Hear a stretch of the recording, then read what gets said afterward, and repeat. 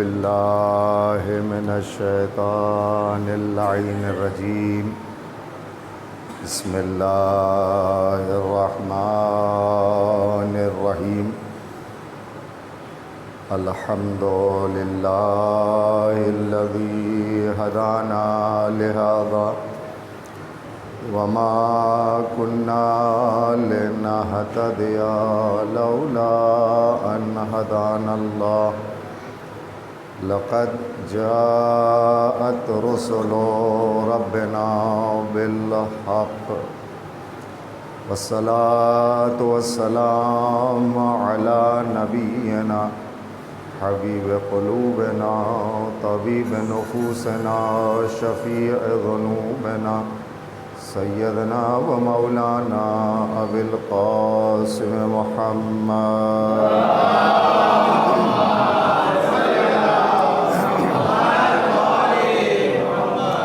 وعلى اہل بیتہ الطیبین الطاہرین المعصومین المظلومین ولعنۃ اللہ علی اعدائہم اجمعین من یومنا ھذا الی قیام یوم الدین اما بعد فقد قال رسول اللہ صلی اللہ علیہ وآلہ وسلم ان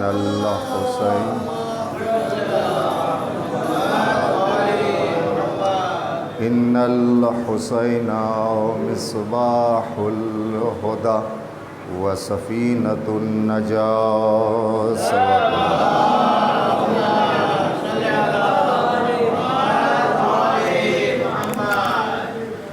مومنین کرام، بڑی جلدی وقت گزر رہا ہے۔ دیکھتے دیکھتے آج جو سلسلہ بیان شروع کیا تھا وہ تیسرے مرحلے میں داخل ہو گیا۔ ان مجالس میں کوشش اس بات کی ہے کہ یہ 2 مہینے سے جو مسلسل ہم نے عزائے امام حسین علیہ السلام کا اہتمام کیا ہے، تو کیوں نہ اس ایام کے جاتے جاتے ہم اپنے اندر کچھ ایسی صفت پیدا کر لیں، ہم اپنے اندر کردار کی کچھ ایسی خوشبو پیدا کر لیں کہ جس سے کربلا والوں کا کردار لوگوں کو سمجھ میں آنے لگے۔ لہذا مسلسل میں نے آپ کے سامنے عرض کیا کہ حسین ہدایت کے چراغ اور سفینہ نجات ہے، نجات کی کشتی ہیں، اور امام حسین ہوں یا نہ ہوں اس کائنات میں مگر چراغ ہدایت بھی ہیں اور نجات کی کشتی بھی ہے۔ اور جو کر رہے ہیں نجات کی کشتی بھی ہیں، اس لیے کہ ہمارے اور آپ کے 5ویں امام محمد باقر علیہ السلام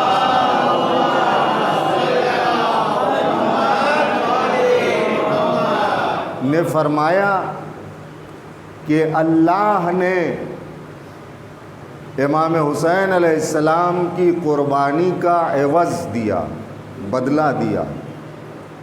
3 چیزیں امام نے بیان کی ہیں۔ ایک یہ ہے کہ جس خاک میں ان کا خون ملا اس خاک کو شفا عطا کی ہے۔ دوسرے یہ کہ زیر قبہ امام حسین علیہ السلام دعا کی استجابت، قبولیت دعا، کہ آپ کی دعا اگر قبول نہ ہو رہی ہو، اگر آپ کو نصیب ہو جائے جانا کربلا، اور اللہ ہم سب کو نصیب کرے، کہ زیر قبہ امام حسین جہاں قبر امام حسین علیہ السلام ہے وہاں پر اگر دعا کرو گے تو وہ دعا کی ضمانت ہے کہ وہ قبول ہوگی، اس میں کوئی شک اور شبہ نہیں ہے۔ کیوں؟ اس لیے کہ امام فرما رہے ہیں اللہ نے یہ عوض دیا ہے امام مظلوم کو۔ تیسری چیز اور آخری وہ یہ کہ امام کی نسل میں امامت کو رکھا۔ اب یہیں سے سمجھ لیجئے حسین چراغ ہدایت بھی ہیں، کشتی نجات بھی ہیں، اس لیے کہ جب تک امامت کا سلسلہ نسل حسین میں باقی رہے گا تب تک یہ ہدایت کا چراغ جلتا رہے گا، کشتی رواں دواں رہے گی۔ اب جو بھی نجات چاہتا ہے وہ اس کشتی میں کربلا کی سوار ہو جائے، لہذا اسے نجات مل جائے گی۔ اور کر رہے ہیں تو میں نے ایک چیز آپ کے سامنے عرض کی تھی کہ خاک کربلا، کربلا پر کربلا کے اثرات۔ خاک کربلا کی اہمیت یہ ہے کہ امام مظلوم نے جب شہادت پائی، اور شہادت کے بعد میں ربط دینا چاہ رہا ہوں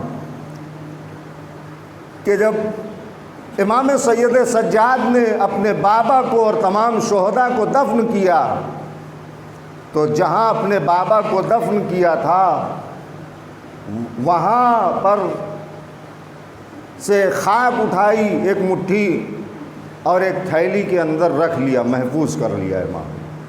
اور اس کے بعد امام نے آقا کاشف الغطا نے، میں نے حوالہ دیا تھا آپ کو، کہ امام نے اس خاک سے تسبیح بنائی اور اسی خاک سے سجدگاہ بنائی جو قبر امام حسین علیہ السلام کی مٹی تھی۔ توجہ کر رہے ہیں آپ، یہ امام معصوم کا عمل ہے۔ ہمارے یہاں بھی جو کربلا کی خاک پر سجدہ کیا جاتا ہے یہ امام معصوم نے ہمیں بتایا ہے، یہ امام معصوم نے ہمیں سکھایا ہے۔ توجہ کر رہے ہیں، ہم اپنی طرف سے نہیں کر رہے ہیں۔ اور امام نے تو، چوتھے امام نے یہاں تک اس خاک کا اہتمام کیا کہ جب مدینے لوٹ کر کے واپس گئے ہیں تو اس خاک سے برکت حاصل کرتے تھے، اور جب نماز پڑھتے تھے تو سجدے کے لیے اسی خاک کربلا سے بنی ہوئی سجدگاہ کو استعمال کرتے تھے۔ اور یہ تھا کہ اگر کوئی گھر میں بیمار ہو جائے تو امام اسی خاک شفا سے، اور اسی ہمارے چوتھے امام نے ہی فرمایا ہے اپنے شیعوں کو مخاطب کر کے کہ جب تمہاری بیماری لا علاج ہو جائے تو خاک شفا سے شفا حاصل کرو۔ یہ ایک امام معصوم کا پیغام ہے۔ عزیزو، اب آج سنیے اس خاک کی عظمت کیا ہے۔ خاک کربلا پر جو ہم سجدہ کرتے ہیں، میرا مقصد مجلسوں میں یہی بیان کرنا ہے آپ کو، تاکہ آپ کو عظمت پتہ چلے کہ کربلا کی عظمت کیا ہے۔ یہ تو آپ کے ذہن میں ہے کہ اللہ کی انتخاب کردہ زمینوں میں سے ایک زمین ہے کربلا۔ توجہ کر رہے ہیں، اور یہ اللہ کا بھی حرم ہے اور اس کے رسول کا بھی حرم ہے، یہ زمین کربلا ہے نا۔ اب سنیے، مقصد اس کا بیان کیا گیا ہے کہ خاک کربلا پر سجدہ کیوں کیا جاتا ہے نا۔ یہ تو ایک آپ کے ذہن میں عظمت ہے، چونکہ اس میں امام مظلوم کا خون ملا ہوا ہے، اس لیے اس کی عظمت کہ وہ جب سے خاک شفا بنی ہے نا، اتنا ہی آپ جانتے ہیں۔ لیکن علماء نے خاص طور سے آقا کاشف الغطا نے مقاصد بیان کیے ہیں۔ صرف ایک مقصد میں آپ کے سامنے رکھنا چاہتا ہوں کہ خاک شفا پر جب سجدہ کرو تو تمہارا مقصد کیا ہونا چاہیے خاک پر سجدہ کرنے کی۔ اب عزیزو، یہاں پر میں آپ کو روکتا ہوں اور ایک سوال رکھتا ہوں آپ کے سامنے کہ بہت سے لوگ یہ اعتراض کرتے ہیں کہ خاک کربلا میں امام حسین اور اصحاب امام حسین کے علاوہ لشکر یزید کے سپاہیوں کا بھی خون ملا ہوا ہے. ہاں توجہ کریں نا, یہ سوال کیا جاتا ہے تو وہ خاک شفا کیسے ہو گئی؟ اس لیے کہ اس میں نجس خون بھی ملا ہوا ہے. لشکر یزید کے سپاہیوں کا خون بھی ملا ہوا ہے. ہمارے علماء کو سلام ہو, انہوں نے کیا بہترین جواب دیا. کہا خاک کربلا کی مثال ویسے ہی ہے جیسے قرآن کی ہے کہ اس میں فرعون کا نام بھی ہے, شداد کا بھی ہے, شیطان کا بھی ہے, لیکن جب قرآن اٹھاتے ہیں تو چوما جاتا ہے, احترام کیا جاتا ہے.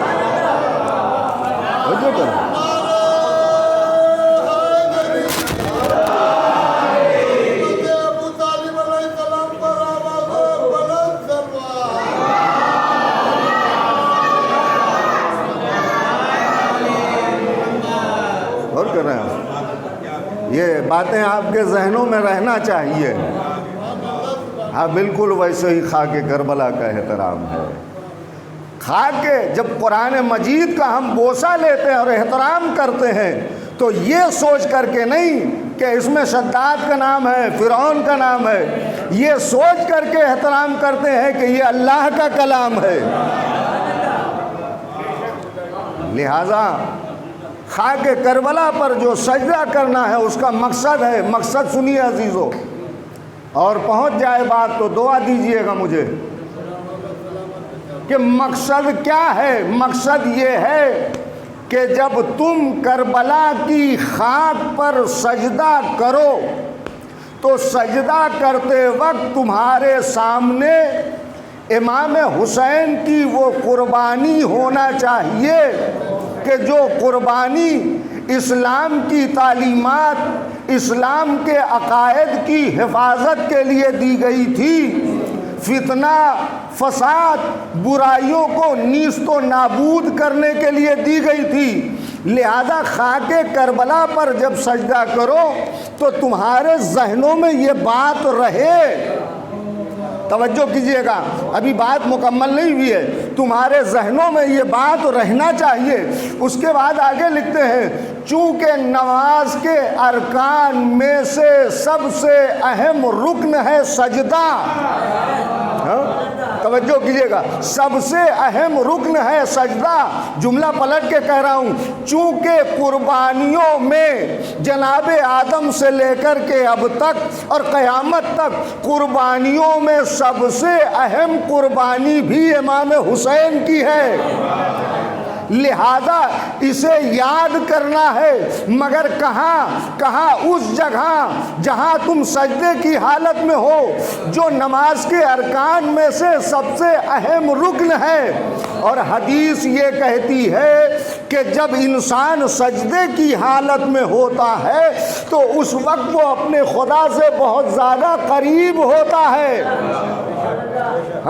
بہت زیادہ قریب ہوتا ہے. تو اب مناسب یہ ہے کہ جب خدا کے قریب ہو تو خاک کربلا پر جب سجدہ کرو تو ان کو یاد کرو کہ جنہوں نے راہ خدا میں اپنے جسم و جان کی قربانی دی ہے. توجہ کیجئے گا, ابھی بات مکمل نہیں ہے. جنہوں نے اپنے جسم و جان کی راہ خدا میں قربانی دی ہے انہیں سجدے کی حالت میں یاد کرو. اس کا فائدہ کیا ہوگا؟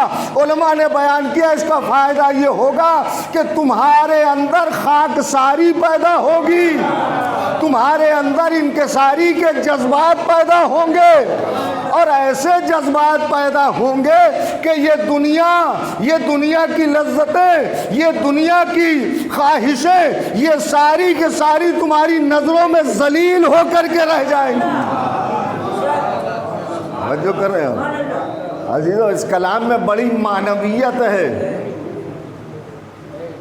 کہ یہ دنیا, اس لیے کہ تم انہیں یاد کر رہے ہو سجدے کی حالت میں کہ جنہوں نے دنیا کی پرواہ نہیں کی, دنیا کی نعمتوں کو منہ نہ لگایا, دنیا کو ذلیل سمجھا, اور اس کے بعد عزیزو ہمارے اور آپ کے چھٹے امام فرماتے ہیں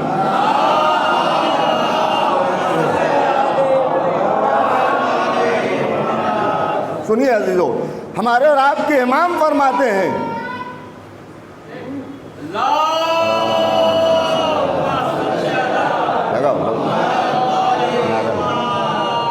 سنیے امام فرماتے ہیں کہ جس وقت انسان خاک کربلا پر سجدہ کرتا ہے، دیکھیے یہ میرا جملہ نہیں ہے، امام کا ہے، امام کہتے ہیں 7 حجاب ہٹ جاتے ہیں، 7 پردے ہٹ جاتے ہیں جب انسان خاک شفا پر، خاک کربلا پر سجدہ کرتا ہے۔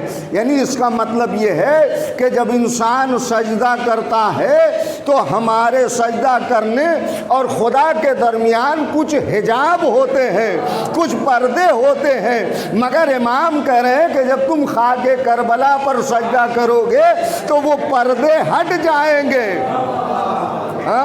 امام کہہ رہے وہ پردے ہٹ جائیں گے۔ اب جملہ سنیے، میں نے پہلی مجلس میں عرض کیا تھا کہ جغرافیائی اعتبار سے اگر آپ دیکھیں تو کربلا ایک زمین کا خطہ نظر آئے گا، ہے نا، یہی تو ہے نا کربلا۔ اب جملہ سنیے، مانوی کربلا نے جغرافیائی کربلا کو اس طرح مالا مال کیا کہ اس کے زیر قبہ استجابت دعا کو یقینی بنایا۔ اس خاک پر سجدہ کرو تو اس کو معراج حاصل ہوگی، اور اگر اس خاک کی تسبیح بنا کر صرف اسے گھماتے رہو گے تو بھی تمہارے نامہ اعمال میں ثواب لکھا جاتا رہے گا۔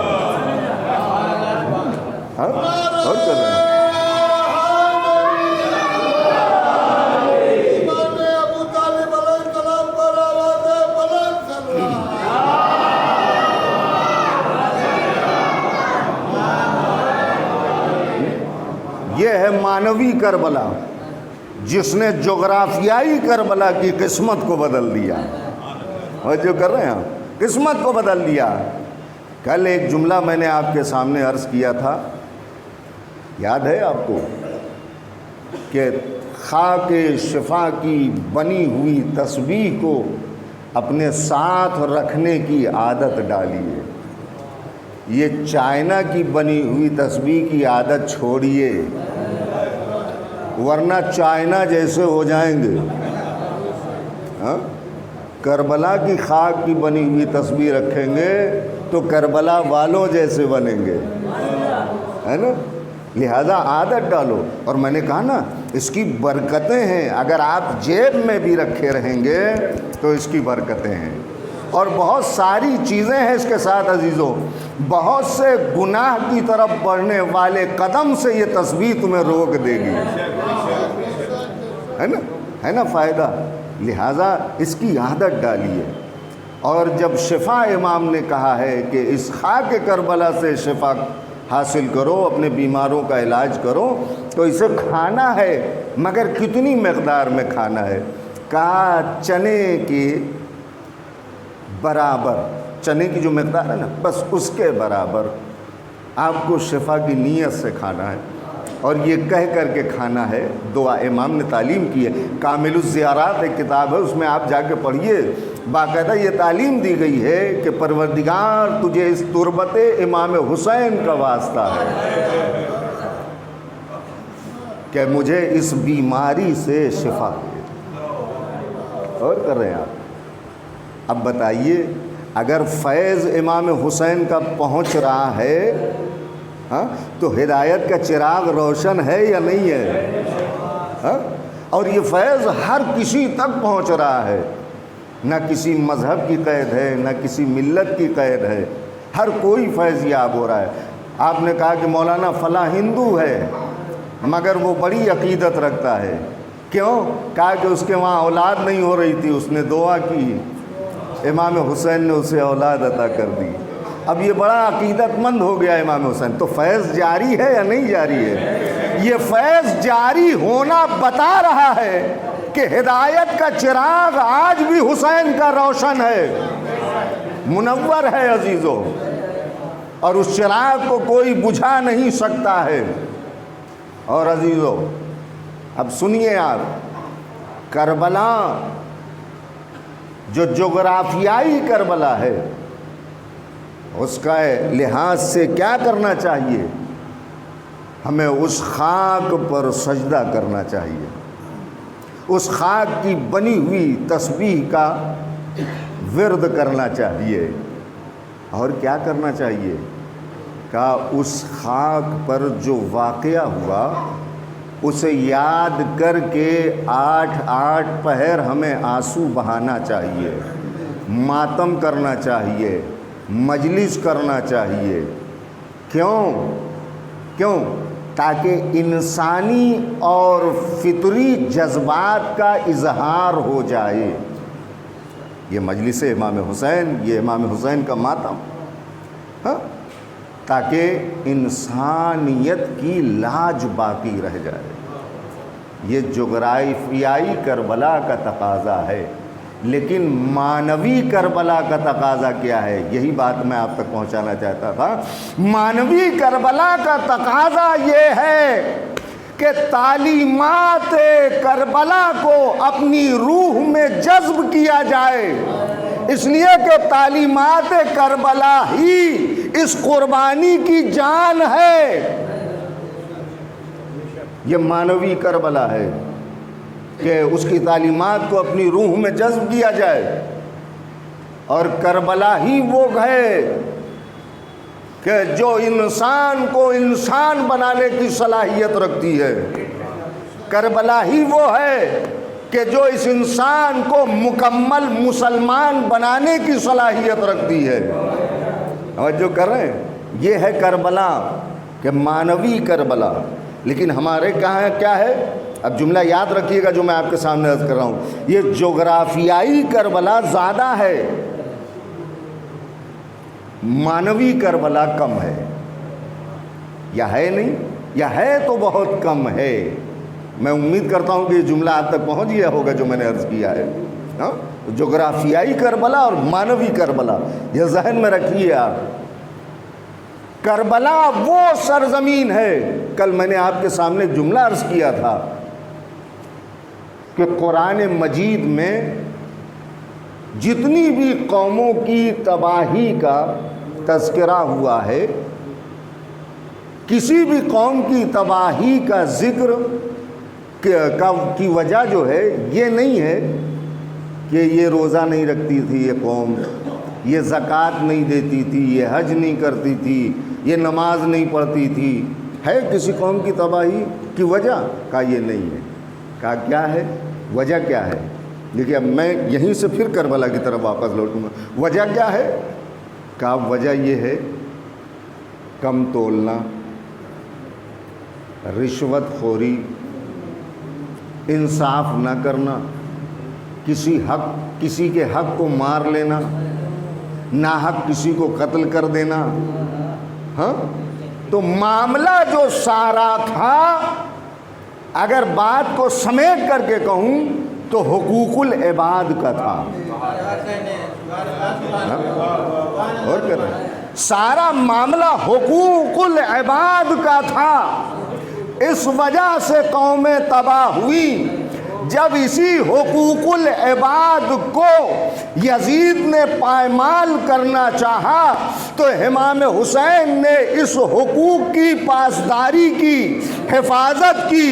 توجہ کر رہے ہیں تو جس نے حقوق العباد کو پائمال کیا وہ خود نیست و نابود ہو گیا، جس نے حفاظت کی وہ کل بھی بلند و بالا تھا، آج بھی بلند و بالا۔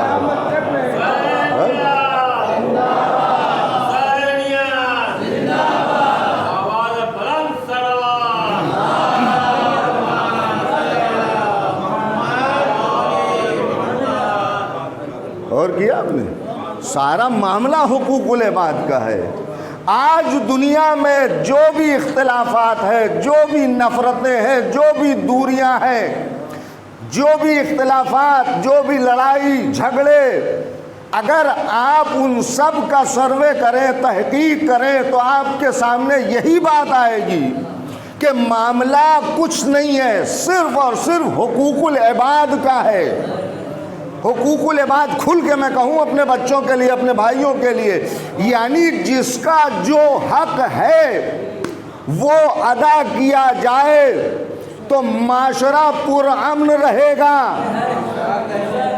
معاشرے میں، دنیا میں خلفشار، انتشار جبھی پیدا ہوتا ہے جب کسی اللہ کے بندے کا حق دبایا جاتا ہے نا۔ آج آپ دیکھیے رشتہ داروں میں اختلاف، دوستوں میں اختلاف، آپ جو دیکھ لیجئے جہاں بھی آپ کو دیکھنا، میں کربلا آپ کو سمجھا رہا ہوں، جہاں بھی دیکھیے اگر آپ تلاش کریں گے تو ایک ہی جڑ ملے گی، وہ ہے حقوق العباد کی۔ اب حقوق العباد کتنا اہم ہے کہ امام حسین نے اس کے لیے قربانی دے دی، اور امام حسین کی قربانی نے یہ بات بھی ہمیں سمجھائی کہ اگر حقوق العباد کی حفاظت میں تم اپنی جان دے دو گے تو ہمیشہ زندہ رہو گے، ہمیشہ زندہ رہو گے، ہے نا۔ تو بات سمجھ میں آئی۔ تو کربلا جہاں حقوق العباد کی دھجیاں اڑائی جا رہی تھیں، وہاں پر امام حسین اس کی حفاظت کر رہے تھے۔ جہاں ایک طرف اللہ کی عبادت، بندگی، ریاضت، صبر، استقلال، جانثاری جیسے انسانی کمالات منزل معراج پر تھے، وہیں پر عہد شکنی، بے وفائی، ظلم و استبداد جیسے روح فرسا واقعات اور مناظر دنیا دیکھ رہی تھی، ہے نا۔ دونوں پہلو ہے یا نہیں ہے؟ عزیزو، آپ یہ تو سوچئے کربلا کے اگر ماننے والے ہیں کہ کربلا سے بڑی مصیبت کہاں تھی۔ کربلا کا جو میدان تھا، وہاں جیسی مصیبت، اذیت، تکلیف کہاں ہو سکتی ہے۔ آج ہمارے سماج میں کربلا آپ کو سمجھا رہا ہوں، آج ہمارے سماج میں لوگ اپنی ذمہ داریوں سے اس طریقے سے دامن جھاڑ کر کے اٹھ جاتے ہیں کہ مولانا کیا کریں، ہماری یہ مجبوری ہے نا۔ کسی نہ کسی بہانے سے ہر کوئی اپنے دامن کو ذمہ داریوں سے جھاڑ لیتا ہے، کہیں پر حالات کا حوالہ دیتا ہے، کبھی معاملات کا حوالہ دیتا ہے، ہاں، کبھی احباب کا حوالہ دیتا ہے، کبھی رشتہ داری کا حوالہ دیتا ہے۔ نہ جانے کون کون بہانے سے انسان اپنی ذمہ داریوں سے ہاتھ اٹھا لیتا ہے۔ لیکن عزیزو، اگر بگڑے ہوئے حالات کو دیکھ کر کے ذمہ داریوں سے ہاتھ اٹھا رہے ہو تو تم کربلا کے ماننے والے نہیں ہو، اس لیے کہ امام حسین نے بگڑے ہوئے حالات میں بھی ہر ایک حق کو ادا کیا ہے، اور ویسے ہی ادا کیا ہے کہ جیسے ادا کیا جانا چاہیے تھا۔ یہ ہے کربلا۔ لیکن ایک طرف جہاں دھجیاں اڑائی جا رہی تھیں اتنی کہ وہ حرم خدا کہ جو لوگوں کے لیے جائے امن تھا، جائے سکون تھا، اس امن کی جگہ میں، سکون کی جگہ میں حسین کے لیے عرصہ حیات کو تنگ کر دیا گیا، اور اتنا تنگ کیا گیا کہ دیکھیے یہ ایک مہمان کی حیثیت سے ہیں، مہمان، اتنا تنگ کیا گیا کہ امام کو حج کو عمرہ میں تبدیل کرنا پڑا،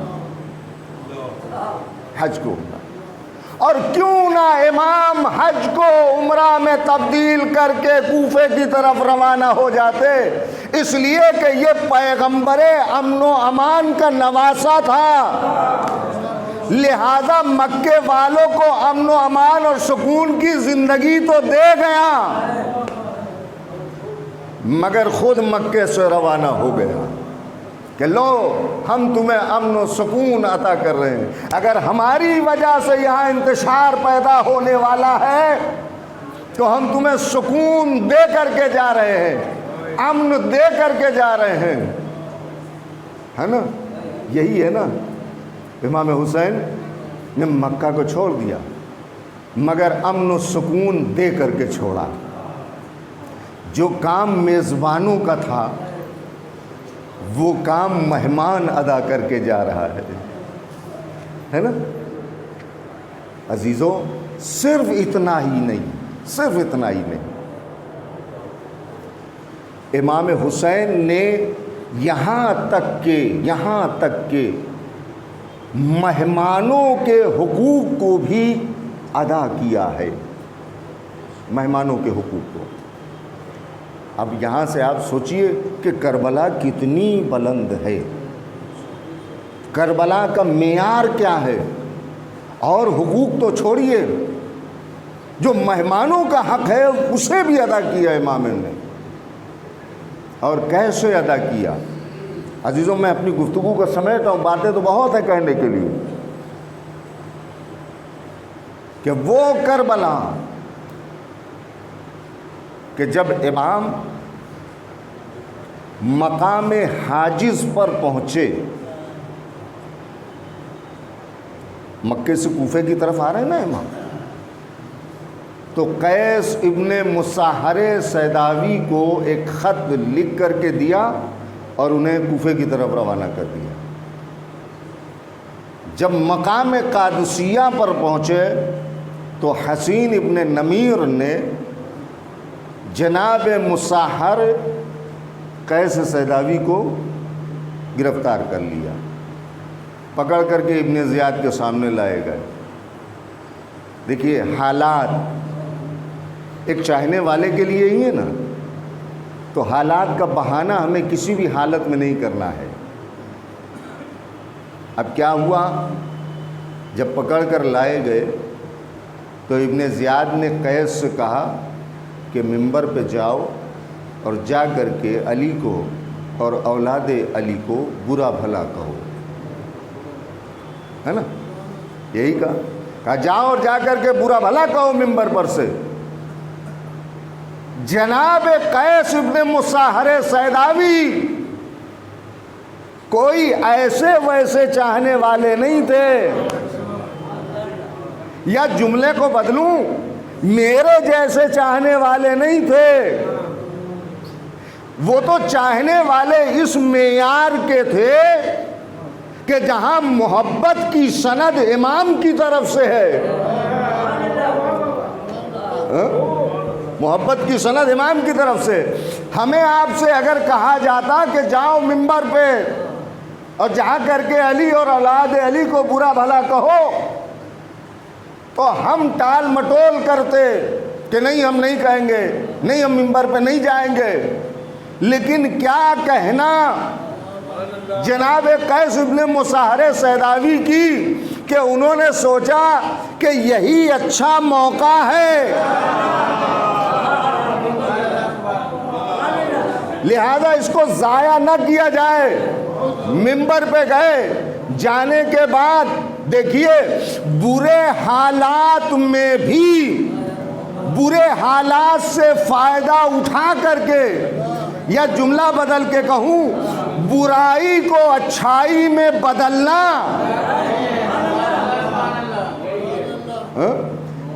یہی ہے چاہنے والوں کا کردار۔ لہذا ایسے حالات میں منبر پہ گئے اور جانے کے بعد خدا کی حمد و ثنا اور درود پر پیغمبر، اور اس کے بعد انہوں نے کہا کہ اے لوگو، حسین ابن علی اللہ کی بہترین مخلوق ہے، میں انہیں مقام حاجز پر چھوڑ کر آیا ہوں، تم سب کی ذمہ داری ہے کہ ان کی طرف بڑھو۔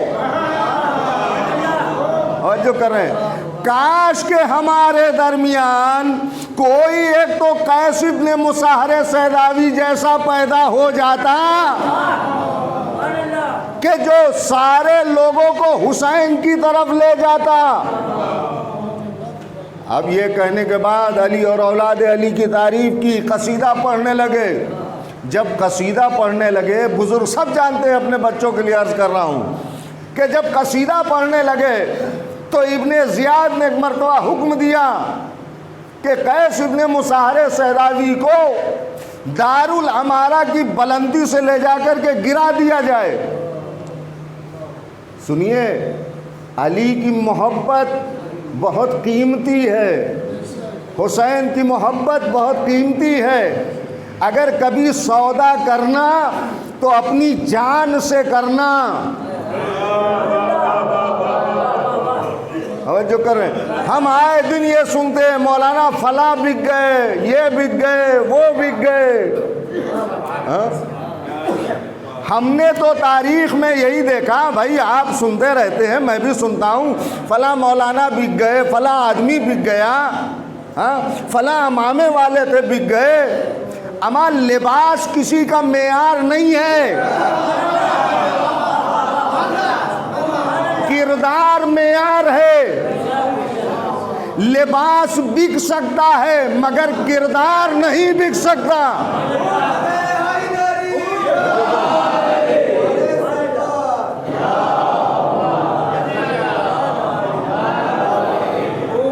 لوگوں نے جناب ابو ذر غفاری کو بھی خریدنا چاہا تھا مگر کیا خرید سکے؟ اس کا مطلب یہ ہے کہ سچے معنوں میں وہی چاہنے والا ہے جو بک نہ سکے۔ آج ہم بک گئے، کل آپ بک گئے، اس کا مطلب یہ ہے کہ ہم چاہنے والے نہیں تھے، ہم تو صرف ٹائم پاس کر رہے تھے۔ یہی مطلب ہوا نا عزیزو۔ جہاں اہل بیت کی بات آ جائے وہاں کوئی کمپرومائز نہیں، لیکن یہ نہیں کہ قوم کو گمراہ کیا جائے علی کے نام پر، اولاد علی کے نام پر۔ جیسا علی نے کہا، جیسے اولاد علی نے کہا ویسا کرو۔ توجہ کریں، تاریخ میں تو ہم نے دیکھا بڑے بڑے لوگ بک گئے۔ آج عزیزوں میرے لیے ضروری ہے کہ میں یہ چیز بھی کہوں آپ کے سامنے، آج اگر غیر کی بزم سے کوئی ذاکر ہمارے درمیان آ جاتا ہے، مجلسیں پڑھ رہا ہے تو آپ بڑی واہ واہ کر رہے ہیں، بڑی داد و تحسین دے رہے ہیں، ارے مولانا وہاں سے آیا ہے۔ تو ایک بات کہوں، جب وہ اتنا سمجھنے لگا کہ مجلس حسین پڑھ رہا ہے تو بھائی پھر تقیہ کیسا؟ کھلم کھلا اعلان کرو عزیزو۔ ایسے لوگوں کے لیے میرا ایک جملہ یاد رکھیے گا، ایسے لوگوں کی مثال ویسے ہی ہے جیسے حسین کے زمانے میں عبداللہ ابن عمر کی تھی۔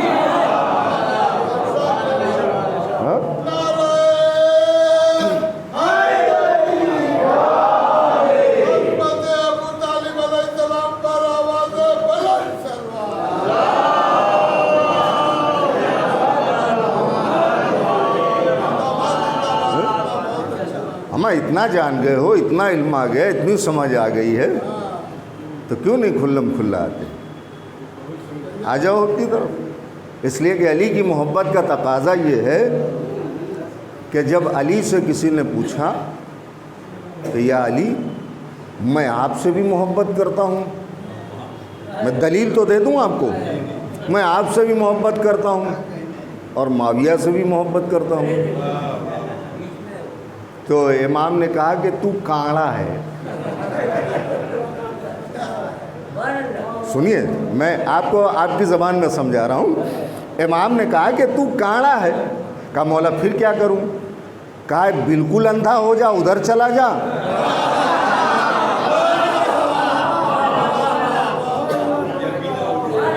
یا دونوں آنکھیں کھول لے ادھر چلا۔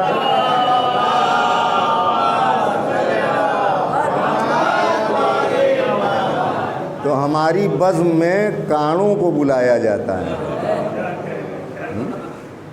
اور کر رہے ہیں عزیزو، یہ ہماری ذمہ داریاں ہیں جو ہم آپ کے سامنے عرض کریں۔ کیا ہمارے یہاں پڑھنے والے کم ہیں؟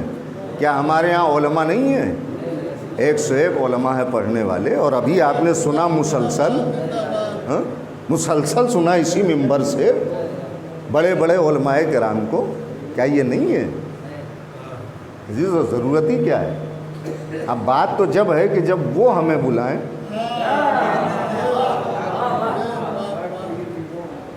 وہ بلاتے اسی لیے نہیں ہے کہ یہ جب آئے گا تو یہ چھپائے گا نہیں، یہ بتائے گا۔ اس کے یہاں تقیہ جائز ہے، مگر یہ تقیہ نہیں کرے گا ہماری بزم سے آ کر۔ ان کے وہاں تقیہ نہیں ہے تو ہمارے یہاں آ کر کے تقیہ کا ڈھال استعمال کیا جاتا ہے۔ عزیزو ہوشیار ہو جائیے، کسی کی ذرا سی محبت اہل بیت سے متاثر ہو کر کے اسے سر پہ مت بٹھا لیجئے، دھیرے دھیرے صبر کریے، اس کو آنے دیجئے۔ ہاں بہرحال تو کربلا، بس عزیزو وقت ختم ہو رہا ہے، آخری بات سن لیجئے کہ جناب مسلم ابن عقیل ساری باتوں کو چھوڑ کر کے جو کوفے میں مہمان بن کر کے آئے تھے، جب مہمان بن کر کے آئے تھے تو 18,000 لوگوں نے مسلم کی بیعت کی تھی، لیکن پل بھر میں نہ جانے کیا ہوا کہ وہی لوگ جن لوگوں نے بیعت کی تھی مسلم کے خون کے پیاسے ہو گئے پل بھر میں۔ عزیزو یہ کوفے میں جناب مسلم ہے، لیکن اسی کوفے میں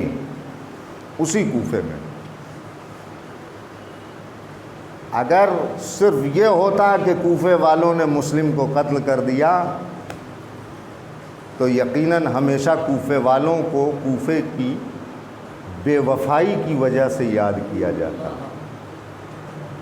لیکن کوفے میں کچھ لوگ ایسے بھی تھے جیسے ہانی بن عروہ، جناب طوعا، کہ جنہوں نے اپنے مہمان کی قدر کی ہے، قدر کی ہے۔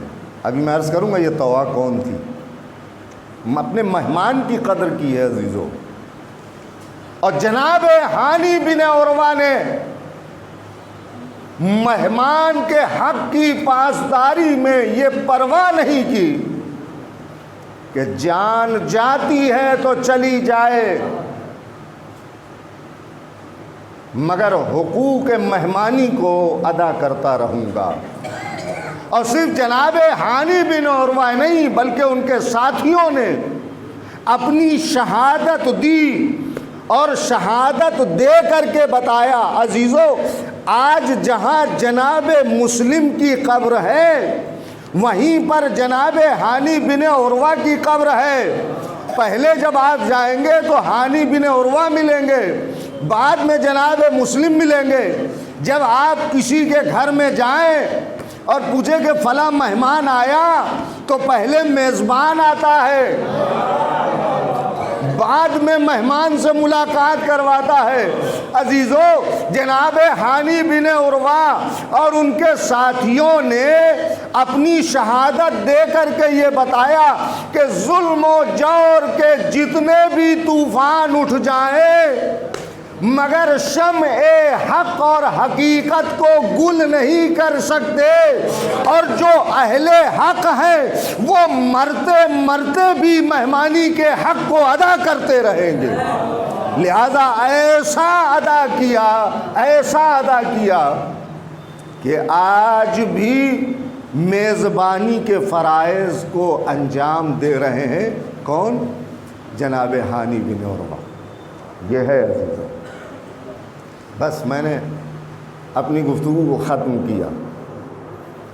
لہذا جناب مسلم ابن عقیل یہ کوئی معمولی شخصیت نہیں تھی. بنی ہاشم کے شیروں میں سے ایک شیر تھا. ایک شیر کا نام تھا عباس، ایک شیر کا نام تھا محمد حنفیہ، ایک شیر کا نام تھا عبداللہ ابن جعفر طیار، اور ایک شیر کا نام تھا مسلم ابن عقیل. مسلم ابن عقیل کو کربلا جانے سے پہلے کوفہ بھیجا کہ جاؤ وہاں کے حالات دیکھو. میں نے ابھی آپ کے سامنے عرض کیا 18,000 لوگوں نے بیعت کی، لیکن اچانک کیا ایسا ہوا کہ سب نے اپنی بیعت توڑ دی اور جناب مسلم کے خون کے پیاسے ہو گئے. اور آپ جانتے ہیں جب کوفے کے حالات خراب ہوئے، حالات بگڑے، تو جناب مسلم نے طوعا کے گھر جا کر کے پناہ لی. اب سنیے یہ طوعا کون ہے؟ یہ شام کی رہنے والی ہے. جب ان کو یہ مدینے پہنچی تو وہاں پر کنیزی میں گئی، تو وہاں پر اشعث ابن قیس نے ان کو خریدا، جناب طوعا کو، اور ان سے ایک بیٹا ہوا جس کا نام تھا بلال. چونکہ یہ صلبی اعتبار سے اشعث بن قیس کا بیٹا تھا، لہٰذا عداوت اہل بیت کہیں نہ کہیں اس کے دل میں کروٹ لے رہی تھی. یہ جناب طوعا. پھر جب اشعث بن قیس واصل جہنم ہوا تو ایک کوفی سے شادی کی جناب طوعا نے، پھر کوفے آ گئی رہنے کے لیے. لیکن جناب طوعا کا کیا نصیب تھا کہ انہیں جناب مسلم کی مہمان نوازی کا شرف ملا.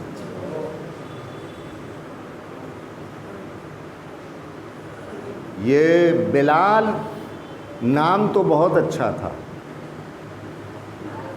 لیکن میں نے کہا نا یہ اشعث بن قیس کا بیٹا تھا، اور اس کی دوسری زوجہ سے ایک بیٹا تھا اس کا محمد بن اشعث. یہ ابن زیاد کے دربار کا بہت خاص تھا، اور یہ کربلا میں سردار لشکر بھی بن کر کے آیا ہے.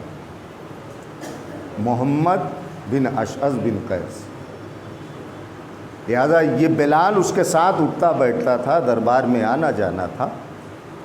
اب جناب مسلم کو پورے کوفے میں ڈھونڈا جا رہا ہے. عزیزو بس ایک روایت پڑھنا ہے آپ کے سامنے، آپ کو آمادہ اور تیار کر رہا ہوں کہ آپ رونے کے لیے آمادہ ہو.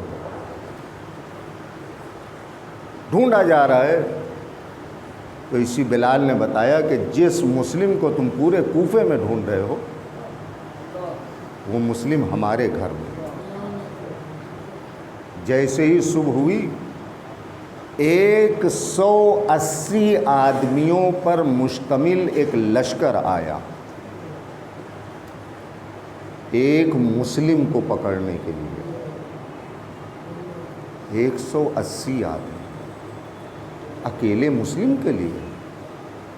جب مسلم نے محسوس کیا کہ لشکر آیا ہے تو ایک مرتبہ سر پہ عمامہ رکھا، دوش پہ ردا رکھی، تلوار کمر سے لگائی، اور ایک مرتبہ سیڑھیوں پر چڑھتے ہوئے بلند ہوئے یہ کہتے ہوئے بسم اللہ و باللہ انا للہ و انا الیہ راجعون رضن بقضائہ و تسلیما لامرہ.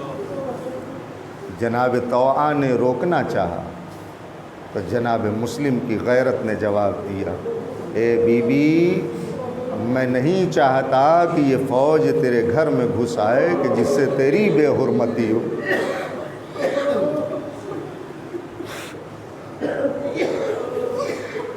اس مسلم کو، عزیزوں میں پوری جنگ نہیں پڑھوں گا، گرفتار کیا گیا اور گرفتار کر کے رسیوں میں جکڑ کے جناب مسلم کو لے چلے دربار ابن زیاد میں۔ جناب مسلم کی حالت کیا ہے؟ پورے جسم سے خون بہہ رہا ہے، پیشانی سے خون بہہ رہا ہے، ہونٹ کٹ گئے ہیں۔ رسیوں میں جکڑ کے جب جناب مسلم کو لے جا رہے تھے تو ایک مرتبہ جناب مسلم رونے لگے۔ روتے روتے آواز بلند ہوئی تو ایک سپاہی نے کہا، مسلم، تم تو بنی ہاشم کے فرد ہو، کیا تم کسی خوف سے رو رہے ہو کہ قتل کر دیے جاؤ گے؟ اے مسلم، کیا تم ڈر گئے ہو؟ تو مسلم نے کہا کہ جو ڈر اور خوف سے روئے وہ بنی ہاشم کی فرد نہیں ہو سکتا۔ تو پھر اس سپاہی نے کہا، مسلم پھر کس لیے رو رہے ہو؟ مسلم نے کہا، میں اس لیے رو رہا ہوں کہ میرا آقا بھی کوفے کی طرف آ رہا ہے، میرے آقا کے ساتھ چھوٹے چھوٹے بچے۔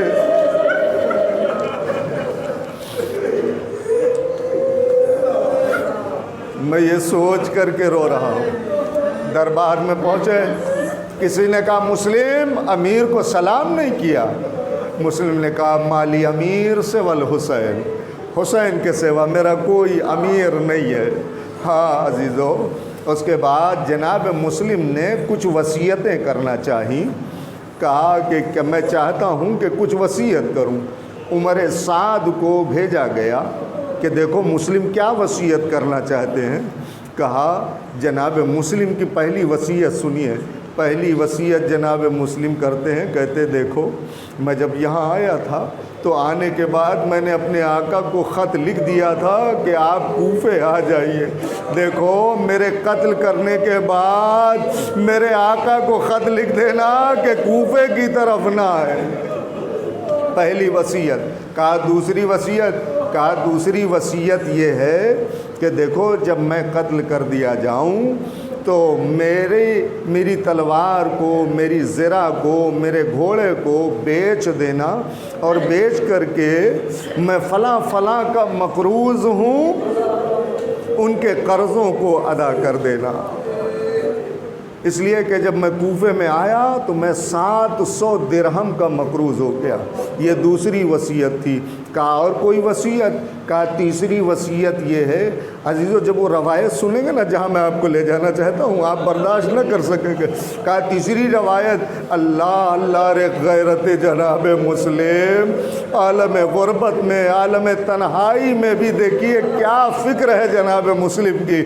جناب مسلم کہتے ہیں میری تیسری وصیت یہ ہے کہ جب تم میری تلوار، زرہ، گھوڑے کو بیچو گے تو کافی قیمت ملے گی اس کی۔ دیکھو قرض ادا کرنے کے بعد جو پیسہ بچ جائے، جو درہم و دینار بچ جائے تو اس سے میرے غسل و کفن کا انتظام کر۔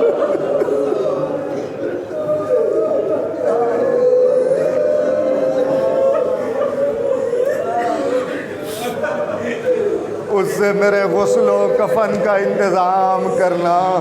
اور اس کے بعد آخری وصیت جناب مسلم کہتے ہیں کہ دیکھو میرے قتل کرنے کے بعد میرا یہ خون بھرا کرتا، میرا یہ امامہ، یہ میرے دوش کی ردا، کوئی مدینے جانے والا ہو تو اسے میرے گھر پہنچوا دینا، اس لیے کہ میرا لاشا تو ان تک نہ جا سکا۔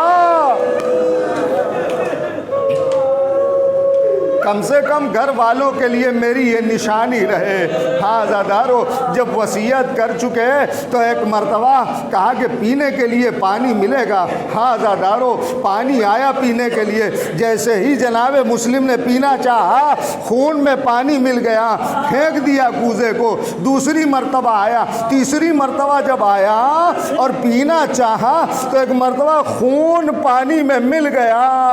ہاں عزادارو، جب تیسری مرتبہ بھی یہی کیفیت ہوئی تو جناب مسلم نے کوزہ یہ کہہ کر کے پھینکا، لگتا ہے میرا آقا بھی پیاسا مارا جائے گا، لگتا ہے میرا آقا بھی پیاسا مارا جائے گا۔ ہاں عزادارو، بس آخری روایت کا جملہ سنیے۔ ایک مرتبہ ابن زیاد نے جلاد کو حکم دیا کہ دارالامارہ پر لے جا کر کے مسلم کا کام تمام کر دو۔ ہاں عزادارو، جلاد کے ساتھ 6 آدمی گئے، ایک اکیلے مسلم کو رسیوں میں باندھ کر کے لے گئے، دارالامارہ کی بلندی پر مینار پر لے کر کے گئے۔ ایک مرتبہ جب جلاد لے کر کے پہنچا تو جناب مسلم نے 2 رکعت نماز پڑھنے کی خواہش ظاہر کی، کہا ٹھیک ہے نماز پڑھو۔ جناب مسلم نے 2 رکعت نماز پڑھی۔ نماز پڑھنے کے بعد کہتے ہیں السلام علیک یا ابا عبداللہ، السلام علیک یا ابن رسول اللہ۔ ادھر حسین سفر میں ہے، آگے آگے حسین، پیچھے پیچھے عباس چل رہے ہیں۔ حسین نے کہا وعلیک السلام یا اخی، اے میرے بھائی تم پر بھی میرا سلام ہو۔ عباس نے جب یہ کیفیت دیکھی تو ایک مرتبہ آقا کے قریب آئے، کہنے لگے آقا ارے آپ نے کس کے سلام کا جواب دیا، کس کو سلام کیا آپ نے؟ کہا ابھی میرے بھائی مسلم نے مجھے سلام کیا ہے۔ ایک مرتبہ یہ کہہ کر کے حسین نے کہا عباس ذرا سامنے کی طرف دیکھو، ذرا سامنے کی طرف دیکھو۔ بس عزیزو اسی روایت پہ مجلس ختم ہے۔ کہا عباس ذرا سامنے کی طرف دیکھو۔ اب جو عباس نے دیکھا تو کیا منظر دیکھا کہ دارالامارہ کی بلندی پر مسلم ہے، سامنے جلاد تلوار لیے کھڑا ہے۔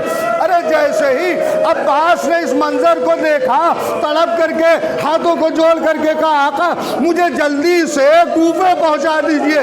آپ نے کہا ہے نا تلوار نہ چلانا، تلوار نہ اٹھانا، تو اے آقا میں تلوار نہیں چلاؤں گا، میں تلوار نہیں اٹھاؤں گا۔ تو ایک مرتبہ آقا حسین نے کہا اے عباس پھر کوفے جا کے کیا کرو گے؟